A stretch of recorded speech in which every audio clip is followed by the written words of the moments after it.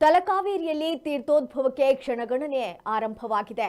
ಇಂದು ಮಧ್ಯಾಹ್ನ 1:44ಕ್ಕೆ ತೀರ್ಥೋದ್ಭವ ಆಗಲಿಕ್ಕಿದೆ.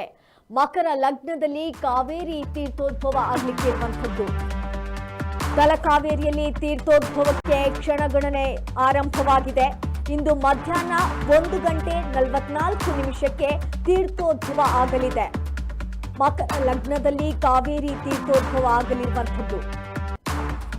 ತೀರ್ಥೋದ್ಭವಕ್ಕೆ ಆಗಮಿಸಲಿರುವಂತಹ ಡಿಸಿಎಂ ಡಿಕೆಶಿ ಈ ಒಂದು ತೀರ್ಥೋದ್ಭವಕ್ಕೆ ಡಿಸಿಎಂ ಡಿಕೆಶಿ ಅವರು ಆಗಮಿಸಲಿದ್ದಾರೆ.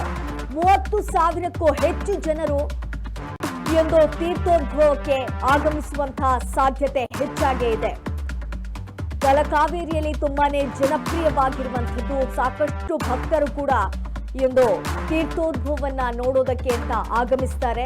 ಈ ಒಂದು ತೀರ್ಥೋದ್ಭವಕ್ಕೆ ಇದೀಗ ಕ್ಷಣಗಣನೆ ಆರಂಭವಾಗಿದೆ. ಇಂದು ಮಧ್ಯಾಹ್ನ 1:44 ತೀರ್ಥೋದ್ಭವ ಆಗಲಿದೆ. ಇದು ಮಕರ ಲಗ್ನದಲ್ಲಿ ಆಗುವಂಥದ್ದು. ಡಿಸಿಎಂ ಡಿಕೆಶಿ ಅವರು ಕೂಡ ತಲಕಾವೇರಿಗೆ ಭೇಟಿಯನ್ನ ನೀಡಲಿದ್ದಾರೆ. 30,000ಕ್ಕೂ ಹೆಚ್ಚು ಜನರು ಈ ಒಂದು ತೀರ್ಥೋದ್ಭವದಲ್ಲಿ ಭಾಗಿಯಾಗುವಂತಹ ಸಾಧ್ಯತೆ ಕೂಡ ಹೆಚ್ಚಾಗಿ ಕಂಡು ಬರ್ತಾ ಇದೆ. ಪ್ರತಿ ವರ್ಷದಂತೆ ಈ ಬಾರಿ ಕೂಡ ತೀರ್ಥೋದ್ಭವ ನಡೀಲಿಕ್ಕಿರುವಂಥದ್ದು. ತಲಕಾವೇರಿಯಲ್ಲಿ ಇದು ತೀರ್ಥೋದ್ಭವಕ್ಕೆ ಕ್ಷಣಗಣನೆ ಆರಂಭವಾಗಿದೆ. ಮಧ್ಯಾಹ್ನ 1:44 ತೀರ್ಥೋದ್ಭವ ಆಗುವಂಥದ್ದು. ಸಾಕಷ್ಟು ಸಂಖ್ಯೆಯಲ್ಲಿ ಭಕ್ತರು ತಲಕಾವೇರಿಗೆ ಬರುವಂತಹ ನಿರೀಕ್ಷೆ ಕೂಡ ಇದೆ.